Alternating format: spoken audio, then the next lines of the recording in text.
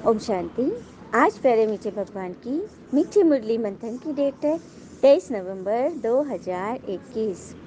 तो मीठे मीठे बाबा अपने बच्चों से कह रहे हैं, इस ड्रामा में तुम हीरो हीरोइन पार्टधारी हो। सारे कल्प में तुम्हारे जैसा हीरो पार्ट और किसी का नहीं। इस ड्रामा में तुम हीरो हीरोइन पार्टधारी हो। भगवान कह रहे हैं कि इस ड्रामा में, वर्ल्ड ड्रामा में तुम सभी अपना एक्यूरेट पार्ट बजा रहे हो और बेस्ट पार्ट बजा रहे हो, मेन पार्ट बजा रहे हो। तो जब भी लगे कि कोई साथ नहीं है तो फिर एक दफ़ा आईने में देखकर मुस्कुरा देना कि हमारे साथ वो है जो सदा हमारे साथ रहेगा, है ना। प्रश्न है, मनुष्य देवता बनने का इम्तहान कौन पास कर सकता है? उत्तर, जो फॉलो फादर कर पिता समान पवित्र बनते हैं वही इस इम्तहान को पास करते हैं। 21 जन्मों का बेहद का वर्षा मिलता है तो जरूर थोड़ी मेहनत करनी पड़ेगी। भगवान कह रहे हैं 21 जन्मों का स्वर्ग का वर्षा चाहिए तो थोड़ी मेहनत तो पड़ेगी ही ना, क्योंकि इस दुनिया में हमें वो अभी समझ नहीं है कि हमें क्या मिल रहा है, उसके लिए हमें कितना पुरुषार्थ करना है। हाँ हाँ, ये पता है कि ईश्वर मिल गए हैं, ईश्वर हमारे, ईश्वर हमें रोज रोज पढ़ा रहे, लेकिन हम कितना पढ़ रहे हैं। और कई तो समझते हैं इसमें बहुत मेहनत है, तभी तो वो कहावत है ना, टेढ़ी खीर। चलिए इस छोटा सा प्रसंग सुनते हैं। एक बार की बात है, एक अंधा नवयुवक जो जन्म से अंधा था, उसको एक नवयुवक से दोस्ती हो गई। वो सही था, उसकी आंखें थी, अच्छी दोस्ती हो गई थी। एक दिन उस आंख वाले ने अपने उस मित्र को अपने घर बुलाया कि आज मैं तुम्हें अपने घर पर भोजन कराऊंगा। तो वो ब्लाइंड लड़का वहाँ पहुँचा तो बहुत तरह तरह के भोजन बनाए थे, उसको बहुत अच्छा लगा। जब उसने खीर खाई ना तो उसको बहुत अच्छा लगा। तो बोला कि दोस्त ये क्या चीज़ है, बहुत अच्छा है, कैसा दिखता है? तब दोस्त कैसे बना, क्योंकि वो तो जन्म से ही अंधा था। तो बोला खीर मीठा होता है, सफ़ेद होता है। तो बोलता है, तब ये पूछता है कि सफ़ेद क्या होता है मित्र?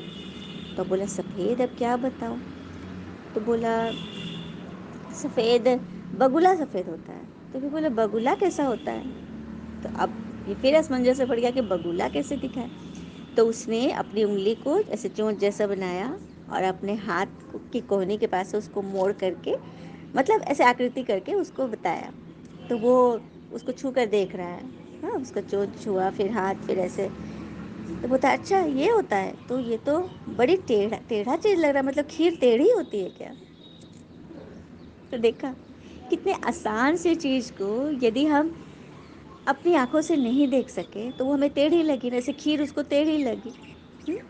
उसी तरह से जब हम इस ज्ञान को, इतनी ईजी चीज़ को भी अपनी सूक्ष्म आंखों से नहीं देखेंगे तो वो हमें टेढ़ी खीर ही लगेगी। तो स्थूल चीज़ों से नहीं, ज्ञान को स्थूल रूप से नहीं, मन की आंखों से देखना और परखना है, क्योंकि भगवान ने कहा है ना कि तुम्हारा तो हीरो हीरोइन पार्टधारी है। तो 21 जन्मों का बेहद का वर्षा लेना है तो ज़रूर थोड़ी मेहनत करनी पड़ेगी। इसे टेढ़ी खीर मत समझना।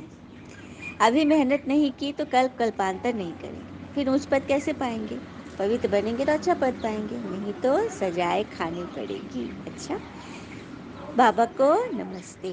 धारणा के लिए मुख्य सार, पहली पॉइंट, एक पिता का सच्चा सच्चा फॉलोवर बन पूरा पूरा पवित्र बनना है। 21 जन्मों का वर्षा लेने का पुरुषार्थ करना है। दूसरी पॉइंट, मुख से हे शिव बाबा भी नहीं कहना है, आवाज़ से परे जाना है, अपने को आत्मा समझ अंदर में पिता को याद करना है। मुख से हे भगवान भी नहीं करना है, आवाज़ से एकदम परे जाना है, अपने को आत्मा समझ एक पिता की याद करनी है। कहते हैं ना, विरासत में गद्दी तो मिलती है लेकिन बुद्धि नहीं। बुद्धि तो आत्मनिर्भर बनने से ही मिलती है, और ये आत्मनिर्भर बनाने की ये श्रीमत है, ये मुरली जो हमें सब कुछ सिखाती है। वरदान है, स्थूल व सूक्ष्म में हर फरमान को पालन करने वाले संपूर्ण फरमान बरदार भव। स्थूल व सूक्ष्म में हर अरमान को फॉलो करने वाले, फरमान को फॉलो करने वाले संपूर्ण फरमान बरदार भव। तो स्थूल फरमान पालन करने की शक्ति उन्हीं बच्चों में आ सकती है जो सूक्ष्म फरमान पालन करते हैं। सूक्ष्मता जो मन बुद्धि से क्लीन एंड क्लियर होकर सोने का बर्तन वाली बुद्धि में इस ज्ञान को रखते हैं और धारण करते हैं। सूक्ष्म मुख्य फरमान है, निरंतर याद में रहो व मन वचन कर्म से पवित्र रहो। समझ में आया? सूक्ष्म और मुख्य फरमान क्या है?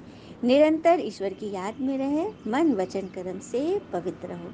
संकल्प में भी अपवित्रता व अशुद्धता न हो। यदि संकल्प में भी पुराने अशुद्ध संस्कार टच करते हैं तो संपूर्ण वैष्णव व संपूर्ण पवित्र नहीं कहेंगे। यदि संकल्प में भी फलाना ने ऐसे किया वैसे किया या पुराने स्वभाव संस्कार टच होते हैं, क्योंकि हमें लगता है ना, कभी कभी कई बार हमें लगता है कि सारे रास्ते बंद हो गए, पर एक रास्ता हमेशा खुला रहता है जो हम खुद बनाते हैं।